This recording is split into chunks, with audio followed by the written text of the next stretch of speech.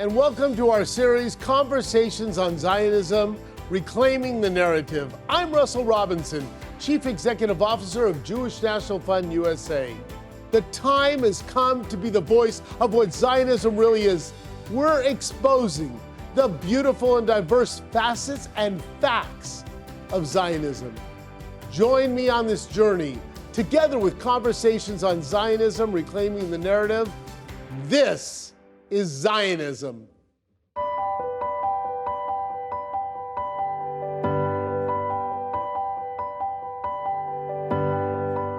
My guest today is Ben Freeman, a Jewish leader, thinker, and educator. Born in Scotland, Ben is internationally renowned educator on the Holocaust, Jewish identity, and combating anti-Semitism.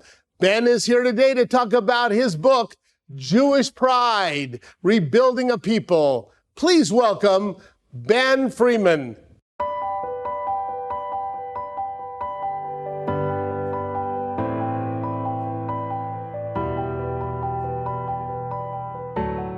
Ben Freeman, welcome to our show. Welcome to the Zionist Studios.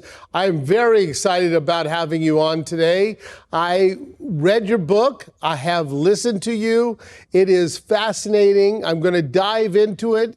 You took a very internal thought process, pride about who you are. Your whole book was about, really things that people don't share.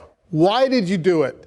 I did it because I think we need it. I think the Jewish people need a Jewish pride movement. And my specific journey with regards to understanding that fact that we need a Jewish pride movement was really rooted in my experience on Twitter.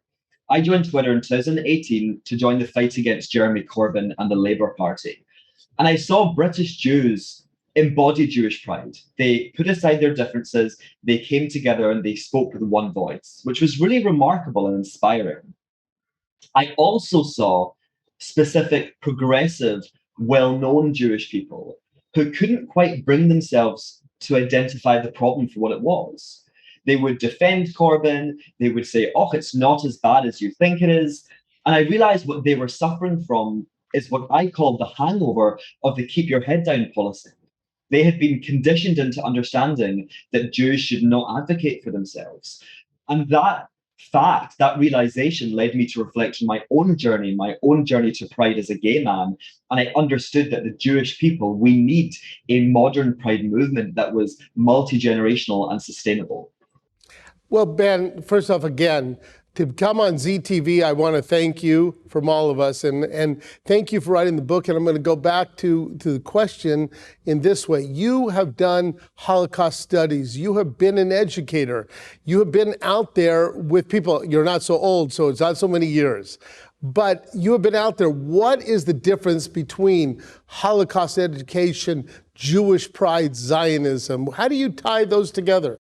So for me, when I teach about the Holocaust or when I teach about Jewish history, what I'm trying to do is offer an exploration of the whole. Often Holocaust education just focuses on the Holocaust itself. So what I do is I zoom out and I also talk about the wider history of anti-Jewish hatred. But then we don't want to just frame the Jewish people as passive victims. We're not actually victims. We're survivors. We are incredibly resilient. We have achieved unbelievable things, and we've really survived against all odds whilst thriving culturally. So I also want my students to understand that. And last semester, I taught a class on the Holocaust, and we ended by going to an Israeli restaurant because I wanted the students to understand that we are a real, breathing, living people. We're not archaic, we're not relics of the past, and we're not victims. We are people who have, as I said, survived against all odds. So to take the Holocaust, to take the modern state of Israel, the Jewish movement, 2,000 years waiting for Israel, Zionist movement, starting with Theodore Herzl, which was before the Holocaust, and Theodore Herzl saw sort of what was coming in a way. How do you tie that together? What do you see our connectors are in Theodore Herzl and Zionism? Well, I think what Theodore Herzl identified was that even in post-Enlightenment France, in post-emancipation France, the Jews were still not safe. And I think that is a key lesson. In the Haggadah, it says, in every generation they rise up against us. And unfortunately, that is true. And there seems to be many generations of Jews, particularly since the Enlightenment, who think, okay, we're the ones who have escaped. We're the ones who have managed to integrate or assimilate. But Dreyfus's experience, which was what inspired Herzl, that proved that actually, even in post-Enlightenment France with liberty, equality, fraternity, that the Jew was still not safe. And I think that has major lessons for us today in the United States and also in Europe. So is it that only when we're not safe that Israel becomes part of our narrative? Is Israel could have been part if it was? Where would you, as a Holocaust historian, as an educator, if there would have been an Israel, would there have been a Holocaust in your estimation? No. There's no way. And that is the reason I think now there will never be another Holocaust, only because we have a Jewish state. And there are people who say, well, we only get Israel or we only want Israel because of the history of anti-Jewish hate. We have to also accept that it's our indigenous homeland. And there are 2,000 years worth of archaeological evidence which say that, which prove that. So it's not just that we need a refuge because the world keeps trying to destroy us over and over again, but that was our homeland that we were expelled from. So that's a very good point, Ben, and I'm going to ask you to elaborate more on that. We were part of this land for 4,000 years. I mean, archaeologically, ancestrally, you can follow it and see it. But our movement, the Zionist movement, brought us to a nation. How does that strengthen us? What is Zionism in the strengthening of Jewish pride of the Jewish people? Well, Zionism and the Zionist movement was the reformation of the Jews as a nation. And I think the prefix of re is really important because we are a nation. We were a nation for thousands of years, and we maintained our nationhood. We maintained our peoplehood in exile, and we have communities separated by thousands of miles who maintained their connection to each other and their indigenous homeland. So yes, the modern Zionist movement began at the end of the 19th century, but you can say that Zionism is an integral, inherent part of Jewishness and Judaism. So what Theodore Herzl and the Zionist movement did was reform us. It was in 1948, the Jewish state was not born, it was reborn.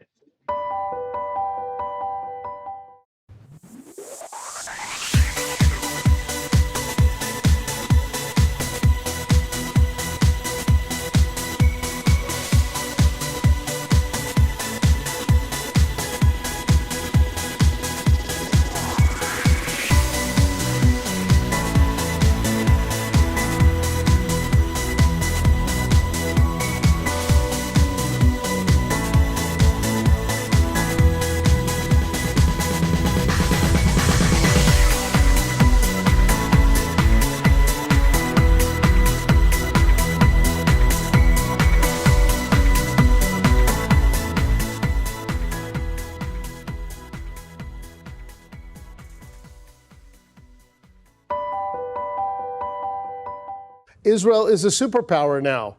You know, we went from the time of, quote, the Holocaust thought processes that we were 6 million had been perished and we were homeless, even though we had an ancestral soil. We established the state of Israel. We were, you know, barely making it the kibbutzniks and, you know, putting our hands in the soil, but it wasn't thought of as that superpower. 67 happens, the 6-Day War, we win. You know, now Israel's a superpower. Why is it collectively being looked at as the negative? It's collectively being looked at as the negative because it's the Jewish state. It is the collective Jew, it's the Jew among nations. And we see 2,000-year-old anti-Jewish tropes repackaged and imposed onto Israel. That's what the Soviet Union did, specifically following 67. It's what got the United Nations in 1975 to declare Zionism to be a form of racism. What they're doing is imposing all of the traditional tropes they applied to us as individuals now onto the Jewish state. And it's clear for anyone who wants to study. I mean, this is the thing. This is not complex. In many ways, it is complex, I guess, actually. But the imposing of these tropes, they're so easy to see if you care to. So, you know, I think you're so on target, so I'm going to, you know, add to it.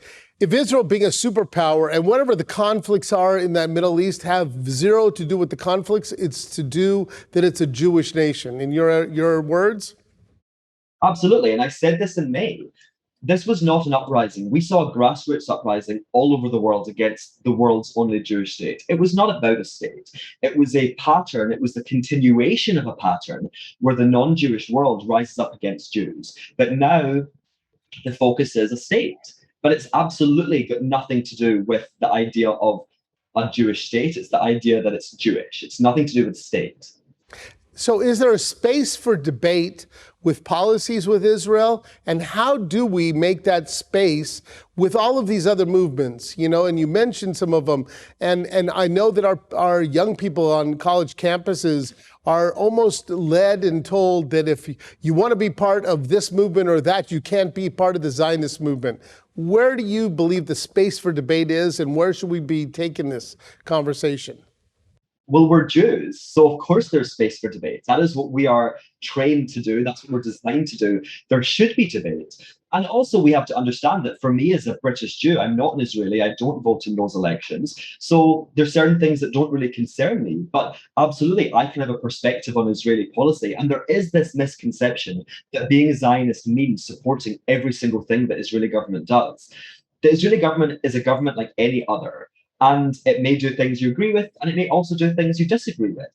But that disagreement does not negate the right for Israel to exist. And I think we have to be very clear on this. We have to be very clear on what Zionism means, which is a movement of self-determination to return the Jews to their indigenous homeland.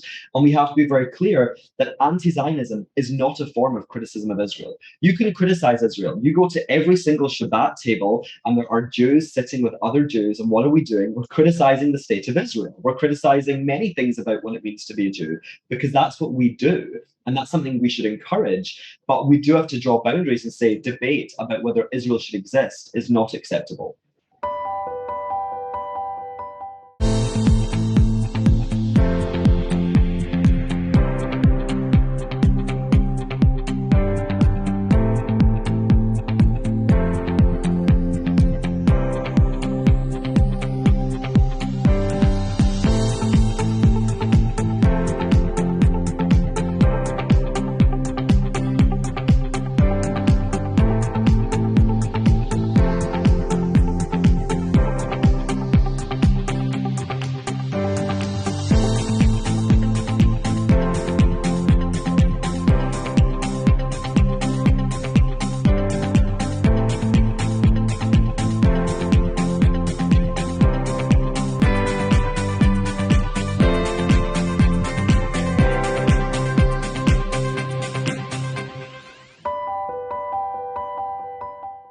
So how did these movements make Zionism evil?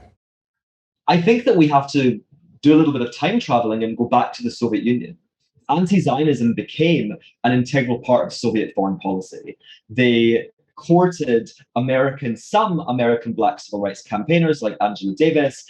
They campaigned at the United Nations, as I said, to make the General Assembly vote that Zionism was a form of racism. So this was not small fry. This was an integral part of their foreign policy. And because of the way the Cold War worked, it basically became a part of leftist ideology.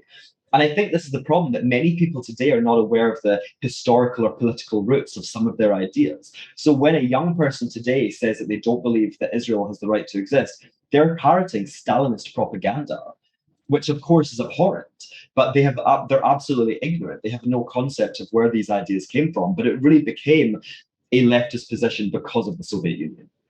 So I have to, for our audience, which is diverse, you know, and Ben, I'm going to put you into the age bracket because you talk about the Soviet Union. Most people under the age of 30 don't even know what the Soviet Union was or is. But really the modern day, I guess, Russia and the collective peace. And it was really holding our people hostage, not only in the former Soviet Union, but hostage of trying to start an entire movement in the Middle East. And so they took the anti-Jewish movement, the anti-Zionist movement, and made it part of that collective of their mantra, correct? Absolutely.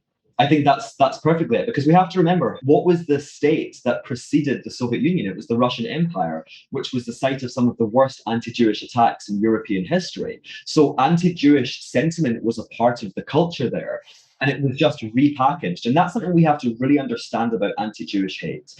It is constantly evolving. So 2,000 years ago, it looked slightly different to the way it does today. Although the thing that we have to understand is that the core is always the same. So the anti-Zionist movement, without question, is an anti-Jewish movement. How do you define the two? Absolutely. So Zionism, to define anti-Zionism, we have to define Zionism, which is a Jewish concept. So only Jews get to define it. That's something we have to be very clear on. Non-Jewish perspectives on Jewish identity or Jewish concepts are not really welcome.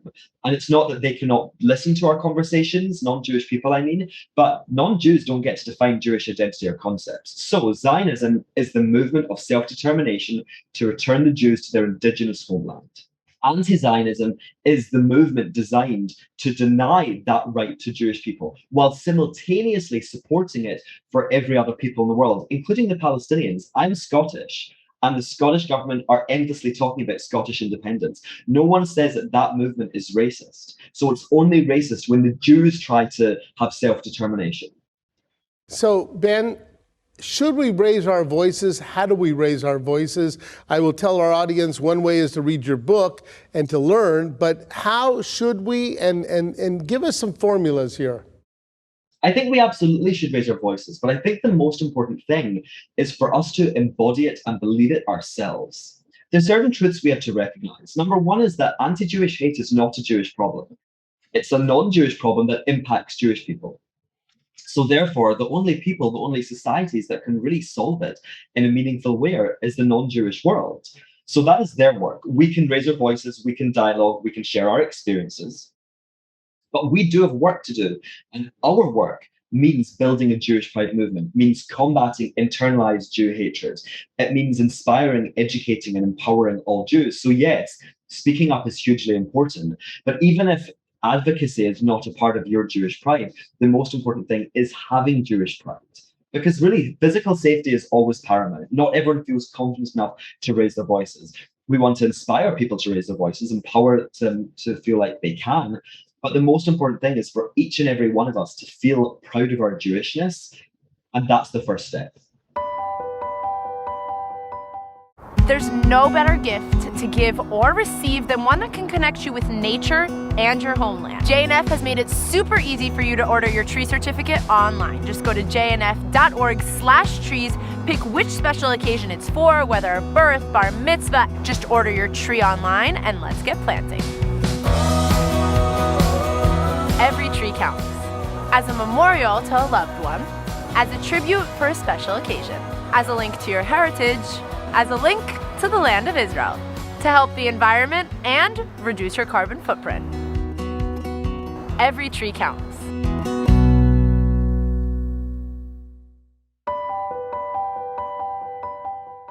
So, Ben, your book, and I have to tell you, when I saw it for the first time, the cover, the words, Jewish Pride, I have it here with me. I just want to tell you, because I constantly am speaking to people about it's enough of the oy vey Judaism. And from a Holocaust scholar as well, it's not that we don't teach about the Holocaust. Of course we do. Of course we remember. But there seems to be a purveyance of oy vey, especially in the Jewish organized world, almost like it's a fundraising mantra. How do we change us? I think we have to take a little bit of a step back, and we have to get some distance between us and our work and really ask, what are we trying to achieve?